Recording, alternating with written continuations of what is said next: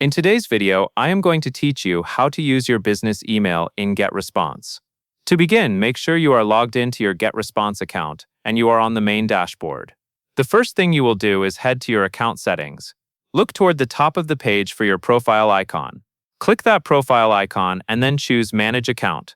This is where Getresponse keeps the settings that control your account details, including the email addresses you can send from. Once you are in the account area, go to the menu on the left-hand side and click Email Addresses.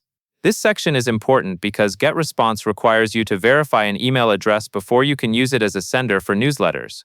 Verifying your business email helps with deliverability and confirms that you have access to that inbox. On the Email Addresses page, click Add Email. A form will appear where you can enter the sender information. Type in your name the way you want it to appear to your subscribers, and then enter your business email address. Take a moment to double-check your spelling here, because this is the address your audience will see and reply to. When everything looks correct, click Add Email to submit it. After you add the address, Getresponse will send a verification email to that business inbox. Open your business email account in a separate tab or window, find the verification message from Getresponse, and click Confirm inside that email.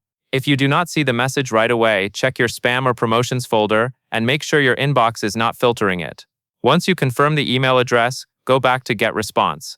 Now you are ready to use it in an actual email campaign. Navigate to Tools, then choose Email Marketing, and then select Create Newsletter. As you start building your newsletter, look for the From Address dropdown. Click it and select your newly verified business email address. This ensures your newsletter is sent from your professional email identity, which can improve trust and brand consistency. That covers everything you need to know. And that is all there is to it.